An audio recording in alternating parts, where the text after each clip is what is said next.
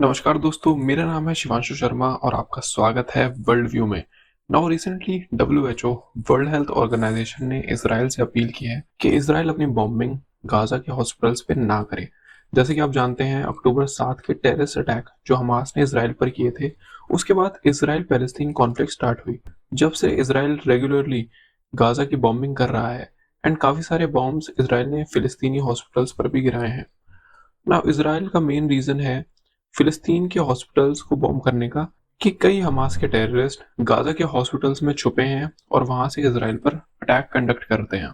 Israel ने कई बार evidence भी दुनिया के सामने प्रेजेंट किया है जिसमें हमास टेररिस्ट हॉस्पिटल में छुपे हुए हैं और वहां से अपनी टेरर एक्टिविटी को कर रहे हैं। ना वर्ल्ड हेल्थ ऑर्गेनाइजेशन के जो कंसर्न्स हैं एंड इसराइल की जो प्रॉब्लम्स हैं, इन दोनों को आज डिटेल में मैं आपको समझाऊंगा। वीडियो के एंड होने तक इस इशू से जुड़ी सारी प्रॉब्लम्स आपके लिए क्लियर हो जाएंगी। नाउ वर्ल्ड हेल्थ ऑर्गेनाइजेशन एक एजेंसी है यूनाइटेड नेशंस के अंडर जिसका काम है पूरी दुनिया में हेल्थ से रिलेटेड प्रॉब्लम्स एंड इश्यूज को सॉल्व करना। वर्ल्ड हेल्थ ऑर्गेनाइजेशन के डायरेक्टर टेड्रोस घिब्रेयेसस, नाउ ये अफ्रीका से हैं एंड इनके नाम की प्रोनाउंसिएशन थोड़ी डिफिकल्ट है। रिसेंटली वर्ल्ड हेल्थ ऑर्गेनाइजेशन के डायरेक्टर गए यमन में। ये अपने काम से यमन गए थे। जब ये एयरपोर्ट पे थे तब इसराइल ने एयरपोर्ट पे एयर स्ट्राइक्स की। इसराइल का कहना है कि यमन में हूती रिबल्स इसराइल को अटैक करने के लिए वो एयरपोर्ट को यूज कर रहे थे, पर इस एयर स्ट्राइक के दौरान डब्ल्यूएचओ डायरेक्टर एंड उनके साथ के डब्ल्यूएचओ ऑफिशियल्स इस एयरपोर्ट पे थे एंड डब्ल्यूएचओ डायरेक्टर्स का कहना है कि इस एयर स्ट्राइक से उनकी जान भी जा सकती थी। इसराइल ने कई बार इस चीज को रिपोर्ट किया है कि इस एयरपोर्ट का यूज हूती रिबल्स यूज कर रहे थे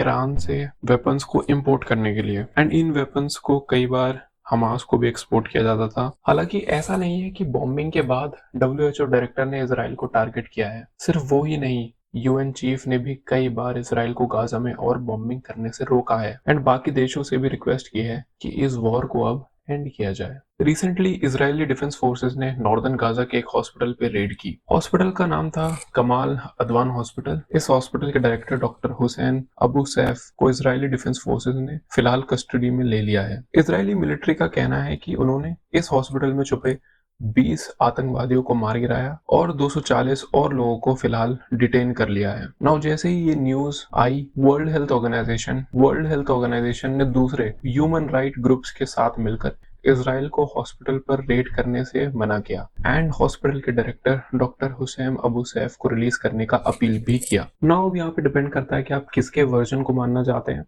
डब्ल्यूएचओ एंड बाकी ह्यूमन राइट ग्रुप्स का एक ऐसा कहना है कि इसराइल को रेड्स नहीं करने चाहिए हॉस्पिटल्स पे और खासकर डॉक्टर्स को डिटेन नहीं करना चाहिए। लेकिन इजरायली मिलिट्री का क्लेम है कि डॉक्टर हुसैन अबू सैफ ने जानकर टेररिस्ट को हॉस्पिटल में शरण दी एंड उन्हें जरूरी संसाधन भी दिए। कई ह्यूमन राइट ऑर्गेनाइजेशन ने हॉस्पिटल डायरेक्टर को डिटेन करने को लेकर इसराइल की निंदा भी की है। हालांकि ये पहली बार नहीं है जब इसराइल ने किसी हॉस्पिटल पर बॉम्बिंग या रेड की हो। अगर मैं आपको लिस्ट दिखाऊं तो इसराइल ने कई बार गाजा के हॉस्पिटल पर अटैक किया है, जिसमें इसराइल का मेन तर्क रहता है कि इंस्टीट्यूशंस जैसे हॉस्पिटल्स और स्कूल हमास टेररिस्ट यूज करते हैं इसराइल पर अटैक करने के लिए। इस पूरी प्रॉब्लम के रूट कॉज को समझाने के लिए हमें एक बार शुरू से शुरू करना होगा। ये अटैक शुरू कैसे हुआ एंड इस इसराइल पैलेस्तीन कॉन्फ्लिक्ट में हॉस्पिटल का क्या रोल है। तो जैसे आप जानते हैं कि अक्टूबर 7 2023 को हमास जो कि एक पैलेस्तीनियन टेरर ग्रुप है, इन्होंने इसराइल पे 5000 से भी ज्यादा रॉकेट्स फायर किए। साथ ही साथ कई हमास के टेररिस्ट ने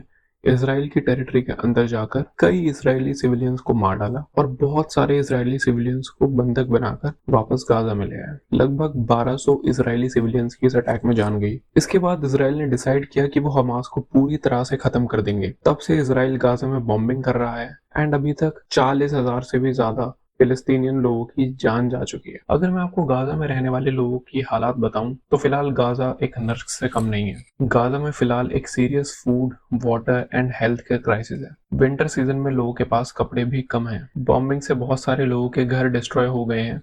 हमास टेररिस्ट हॉस्पिटल्स का यूज क्यों कर रहे हैं प्राइमरली, उसका रीजन ये है कि पिछले 2 सालों से जो ये जंग चल रही है, इसमें इसराइल ने हमास के अंडरग्राउंड नेटवर्क को काफी नुकसान पहुंचाया है। जैसे कि आप जानते हैं, हमास के पास एक बहुत ही बड़ा अंडरग्राउंड टनल्स का नेटवर्क था। पूरी गाजा सिटी में हमास का नेटवर्क फैला हुआ था। लेकिन ड्यूरिंग दिस कॉन्फ्लिक्ट इसराइल ने एक बहुत बड़ा नेटवर्क टनल्स का डिस्ट्रॉय कर दिया है। फिलहाल ऐसा लगता नहीं कि ये वॉर जल्दी खत्म हो जाएगी। जब भी इसराइल फिलिस्तीन कॉन्फ्लिक्ट से रिलेटेड कोई नई अपडेट आएगी तो मैं आपको इसी चैनल पे बताता रहूंगा। ना अगर आपको ये वीडियो पसंद आई तो आप इस वीडियो को लाइक कीजिए और आप इस चैनल को सब्सक्राइब भी कर सकते हैं। मिलता हूँ आपसे नेक्स्ट वीडियो में।